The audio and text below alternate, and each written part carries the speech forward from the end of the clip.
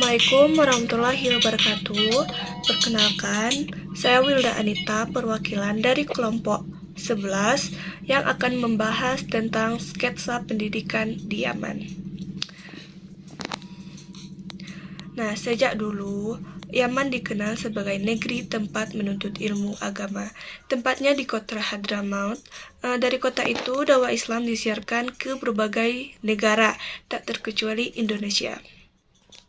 Nah, pemerintahan Yaman telah menjadikan pengembangan sistem pendidikan sebagai prioritas utama.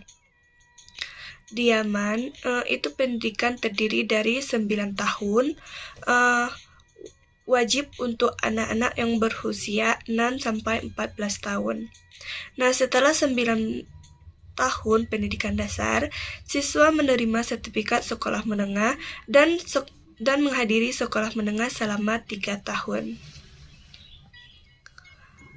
Pendidikan universitas di Yaman adalah sampai 4 tahun, kecuali pendidikan teknik dan kedokteran. Itu membutuhkan 5-6 tahun.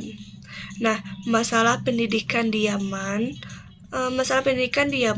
itu adalah sistem pendidikan yang lemah, penyebaran populasi, pendanaan publik yang tak mencukupi, kurangnya kapasitas kelembagaan yang diperlukan untuk memberikan layanan pendidikan dasar secara efisien, dan kebutuhan anak-anak untuk bekerja untuk menghadiri sekolah mereka adalah faktor utama yang menghalangi anak-anak untuk bersekolah.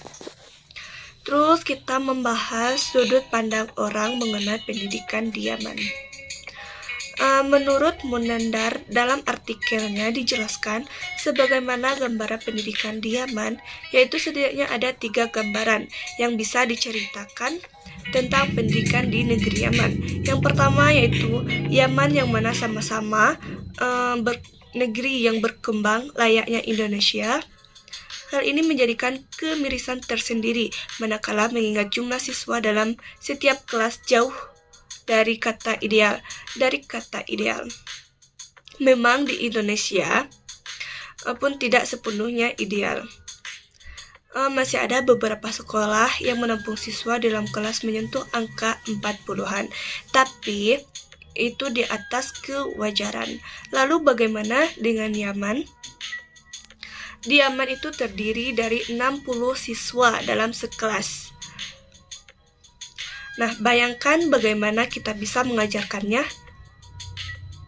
Peserta didik tingkat SD, SMP yang hiperaktif begitu dalam kesendiriannya.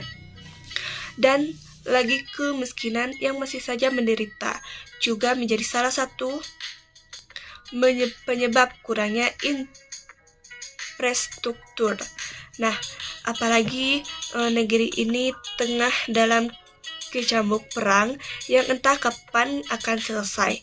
Nah, selain masalah infrastruktur, jumlah guru juga kurang memadai dan jumlah uang untuk membayar guru tambahan juga tidak ada. Nah, terus kita masuk ke sudut pandang yang kedua, yaitu hal ini sebenarnya mengundang dilema tersendiri. Di sisi lain, kepercayaan diri peserta didik di sana sangat perlu diapresiasi. Coba kita memberikan sebuah pertanyaan kuis untuk mereka.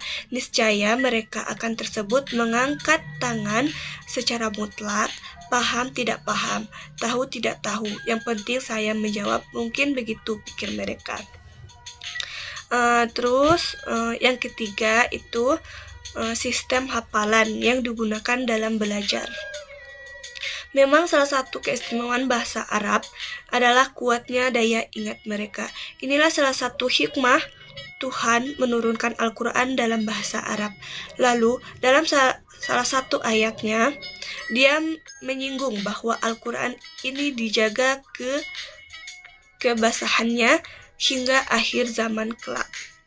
Salah satu penafsirannya adalah dengan banyaknya para penghafal, termasuk orang-orang Arab ini, maka misalnya Anda memberikan soal pada mereka. Mereka akan menjawabnya langsung sampai titik komanya.